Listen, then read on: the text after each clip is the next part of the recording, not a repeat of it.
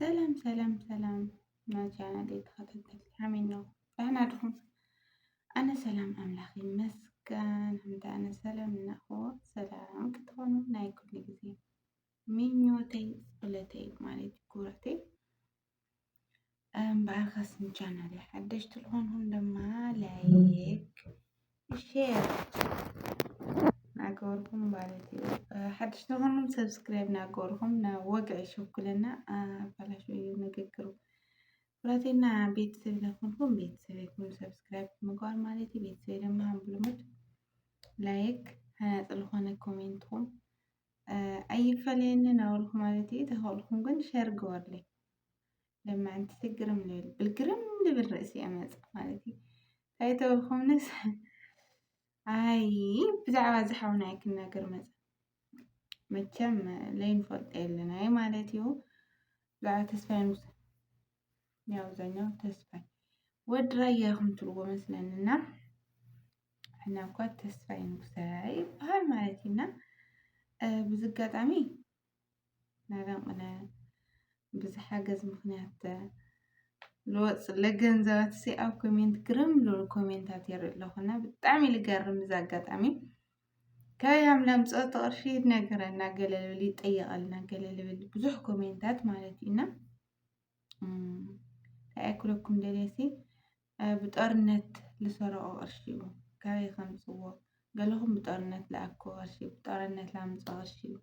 قالهم كاي عم لامز أيقنا يتحتتلنا تقولوا بزحات نعرفهم علينا بزكات عم تأكل دليسي ولا تسرقوا سنالسكي تسرقوا ولا سي كاف قبلت سرقوا كافتم ليوا وسرقوا انتس ولا السلبا خوين مسوم السرقة جنزب لتا التأميت لتا أقرال سعنت لتا إدال سعنت لتا العنقلال سعنت عدو لتا العنقلال سعنت حافت تعنقل وتهو وسي إذلانا كمان بلاي جيجني أيو مالتي كلكم ونت قالت أنا قالت يحاصرني مالتي مكنياتهم حالفتي أنا وهالتي وانبر تواررتي كواد تجراي لاد تجراي تهاي بردات عمل كعدو بالخون يكون نجر لا تشامي لا تمانات اللي هو تم انتس بيجي كتماتات وساعات لتصاف علو اللي هو تم لو علو يملو نبر له مالتي إذا حاولنا له مالتي إن تحسرقوا من تحسرقوا اللي هو تلوع اللي يكون أنا ويسخي إذا جنزب زثنا جنيو زعدل زثناقنيو ختام قارنايو اسكاب زحزني تام قارنايو زغش زي ارقطاني عين النحد حدان كتماتات تقراي قزام قزعنايو مانم كالودق الشارع مانم يتالعينا ورخي اتامزو تصح لها اتامزو تصح لها مالتي من تاينا كن انس قرم لنا نايتا قار نقرسي بكل الدرجة ولا بعلم درجة بكل الدرجة دختا ما تلمنتي احنا دفعينياتات صوي تغير لا احنا مالتي دخاتات مس الناس نشتن راسنا ادنن دينا بلد نقر تعمل قرمن مالتي لحق ترنا لخدنا هم خال من نقصه لرد ترنا كان يمصو صار اويو واتم هذا عملنا بايك عليولو عملنا يكاليولو واي بسم الله ولا منفس قدوس ليش قرلو التأميلو بيعدوا يعيد ودقلو لمن له أدل زرق حلو ناينا هزي احنا حماق على ثلاث ناقرنا لتحجز محورة سب لتحجز لوه هزبي لوه من سي مورال نسار لنا يو احنا هم يحجز لقور لنا يو احنا ممتايقين لمن تعمتوا لهم مسكين قاروني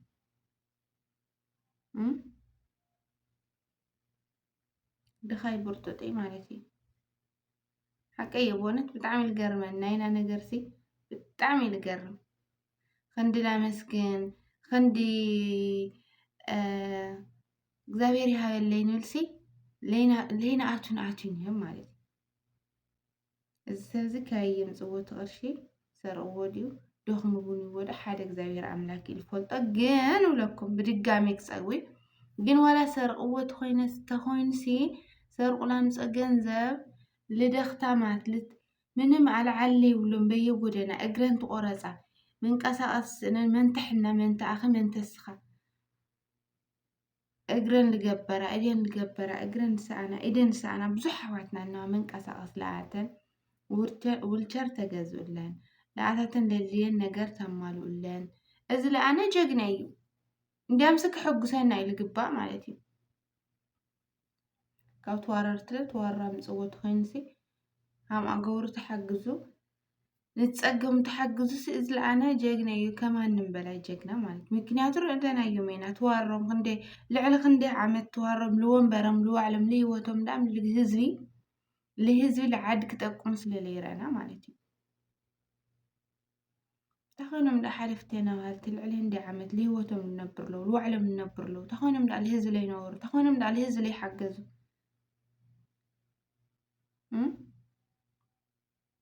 እስኪ ንገሩኒ ተኾይኖም ልህዝቢ ለይሓገዙ ተኾይኖም ሃም ዝብሎም እስኪ ጦርነት ካብ ተቋረፀ ክንደይ ዓመት እዩ ተኾይኖም ዳ ኣደስዎ ለይሓገዝዋ ተኾይኖም ዳ እዳ ልሰኣነት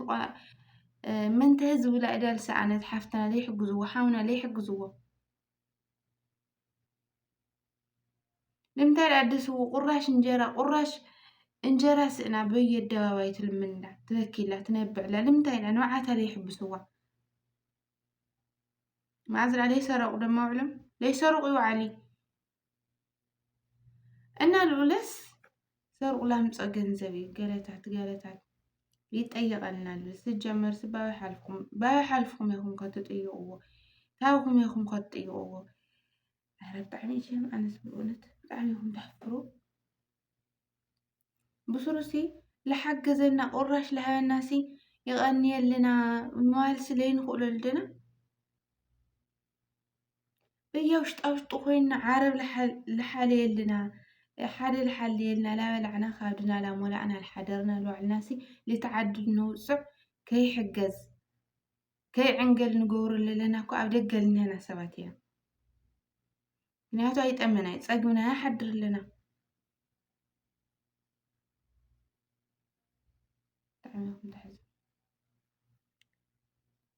ሓደ ሻዕ ኤርትራዊ እዩ ትብልዎ ሓደ ሻዕ ኣምሓራይ ትብልዎ ኣነ ብጣዕሚ ዝገርመኒ በዚ ኣጋጣሚ ተስፋይ ንጉሰ ማለት ሕሩር ትግራዋይ ራየታይ ወዲ ባላባት ማለት እዩ ተወላዲ ራያ ወዲ ባላባት እዩ ማለት ንፈልጦ ስለንፈልጦ ለይትፈልጥዎ እሽ ተበልኩምሲ ዝፀበቐ እየ ልብል ኣነ ማለት እዩ ብዙሕ ነገር ኣነስ ኮሜንት ስግርም ኢሉለኒ ኣብ ኮሜንት ተንብሎኽሲ ብጣዕሚ ዝገርመኒ ዋቶም ህዝቢ ስርሰቃ ሓምና ምፀልኻ እቃ ሓምና ምፀልና ምንገር ሓምና ምፀልና ምንፍላል ብጣዕሚ እዮም ትገርሙ ብዛ ኣጋጣሚ ተጋሩ ንበሃል ዓመልና ይንካሊ ዓመልናስ ጭራሽ ኣይንካሊ ተረሓምና መንከራ ተፀገብና መንከራ በእውነት ሓቀየ ክንዲ ነተዋውዑ ክንዲ ሞራል ንህቦ ክንዲ ማለተይሲ ክንዲ ዝብሉ ብዙሓት ሃፍታማት ለ ንፈልጥ ኢና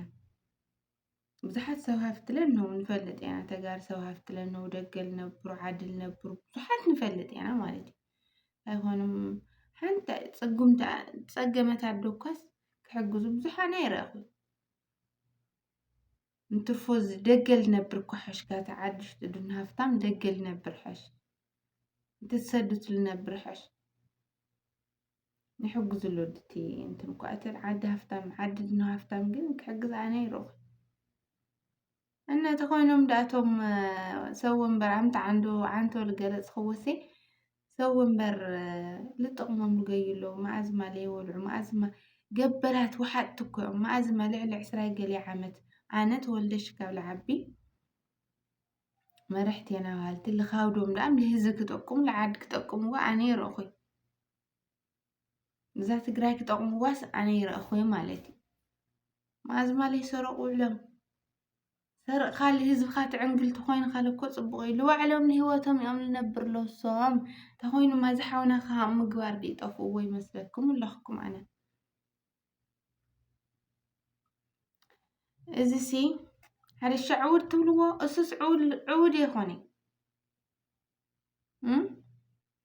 እዞም ስርዓት ስብሓታውያን ማለት እዩ ኣቐድሙ ልነቕሐሎም እሱ ክነግረኩም በልዕቲ ወሓጥቲ ገበላት ለህዝቢ ምንም ጥቕሚ ዘይብሎም ጎዳእቲ ህዝቢ ምዃኖም ቀድሙ ልነቕሐሎም ተስፋይ ንጉሰ እዩ ለኣታቶም ኢላ ፀረፈ ልነበረ ለህዝቢ ትግራይ ምንም ፀርፎ ይፈልጥ ኢሉ ባዕሉ ሕሩር ትግራዋይ ክነግረኩም ማለት እዩ ሎኦም ስለ ዝፀርፍ ግን ተፃራፊ ዕውድ እዩ ብዙሕ ሃሳስ ራየታይ ዕውድ ራየታይ ገለገለ ብዙሕ ለይዝለፎ ነገር የብሉ እሱ ማለት እዩ ኖኦም ስለ ዝፀረፈ ስብሓታውያን ስለ ዝፀረፈ ማለት እዩ ግን ቀድሙ ልነቕሐሎም ልዕሊ ማንም ቀድሙ ልነቕሐሎም እሱ ክነግረኩም ማለት እዩ ካልእ ሕብረተሰብ ከዚ ልነቅሕሉ እዛ ትግራይ ገበላል ብዙሕ ገበል ሃምድነዋ ልፈልጥ ልዕሊ ማንም እሱ ማለት እዩ እና ኩራተይ ለማዓንቲ ብጣዕሚ በቃ ኮሜንታት ኩላይስ ላንበብኮና ብዝጋጣሚ ግርም ይብልንና ብጣዕሚ ግፍዐኛታት ኣይንኹን ናድኻ ግፍዐኛ ኣይንኹን እየ ልብል ኣነ ማለት ብእውነት ሓቂ እዩ ተኽእልና ነመስግን ተለይኽእልና እሽና ንሕለፍ እሽኻ ምሕላፍ ኩሉ ማንም እንትን ይብሉ እሽና ንሕለፍ እሽኹም ለይትሓልፉ እሽኹም ስለይትሓልፉ እኮ ዋ መሕፈርቲኹም ማርያም ብጣዕሚ ኢኹም ተሕፍሩ ካይ ሓምላ ምፅአ ይጠየቐልና ከተባሃሊ ዲኢ ኸባ ተባሃሊ ኣትምዘ ተባሃሊ ዶ ዘርፊ ዳምፀ ቅርሺ ዝሕግዘላ ኣረ ለዋህ ኮይኑ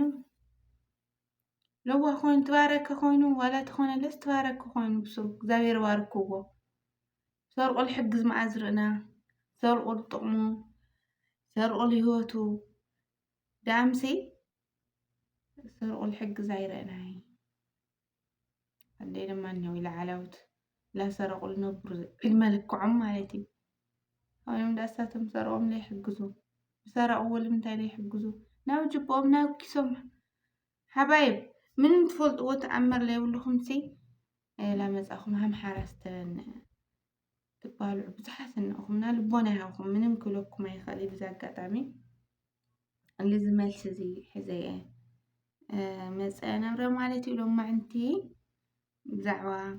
ኣምሓራይ ዶ ኤርትራዊ ዶ ገለ ዶ ትብልዎ ላ ኣምሓራይማ ኣይኮነ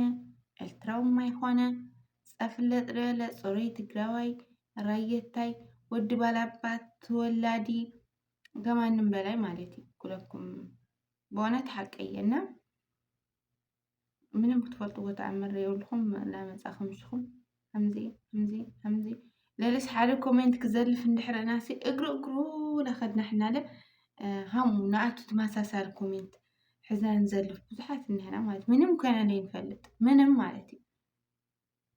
ምንም ንፈልጦ ነገር የብልና ዝሰማዕናየ ነገር የብልና ንሓደ ኮሜንት ተርእስና ዝድሕሮ ልታሕቲ ንጉተት ሰባት እኒሀና ንምንታይ እና ብዛ ኣጋጣሚ እንታይ ኩለኩም ደልየ ዝቕልኩም ምንም ትፈልጥዎ ዘይብልኩም ሰብ ኣይትዝለፉ ክብለኩም እየ ልደሊ ማለት እዩ ልትዓዲ ንህዝቢ እውን ክሕገዝ ክርዳእ ንከይሕገዝ ንከይርዳእ ትገብሩ ሰባት ዓገብ ማለት እዩ ዓገብ ልትዓዲ ንህዝቢ ኢኹም ትጎድኡ ኣለኹም ብትሕማቕ ቃላትኩም ማለት እዩ እና ኩረተይ ናይ ልማዓንቲ ቪድዮ እዚ ይመስል ነብሩ ማለት እዩ ብቐፃሊ ቪድዮ እስካብ ንራኸብ ድማ ሰሰናይ ነብልኹ ብዝግሳነወተኩምና ያው ፅዋ ዝሕሎ ማዓንቲ እና ዓገብ ሕዚ እውን ብድጋሚ ዓገብ ግበሩ ተጋሩ ማለት እዩ ዓገብ ንግበር እናገሮ ቃላት ላመረፅና ንናገር ማለት እዩ ላመረፅኩም ትናገሩ ላስተውዕልኩም ትናገሩ ተኽእልኩም ኣመስግኑ ተለይኮይኑ ለለም ስቕል መንቃተሎ ርእኻ ምሕላፍ እውን ፅቡቕ እዩ በሃልቲ እና ላይክ እትሕመቑ ማለት እዩ ኩራተይ ኮሜንትኩም እውን መጀመርያ ተኣትለኹም ብላይክ እተዩ ሁልጊዜስ ይናገር ላይክ ምንም ኣይግበሪ እና ላይክ ላነ ጥቕሚ እንህዎ ሸር ክንዲ ሸር ስለዝጠቅመኒ ላይክ ግበሩለይ ቤተሰብ ዘይኮኑ ሰብስክራይብ ግበሩ ማለት እዩ ብቐፃሊ ቪድዮ እስካብ ንራኸብ ብዝግሳነወተኩም እየ ተኽእልኩም ግን ሸር ግበሩለይ ማለት እዩ ሰሰናዩ ናበልኹ ብዝግሳነወተኩም ኩራተይ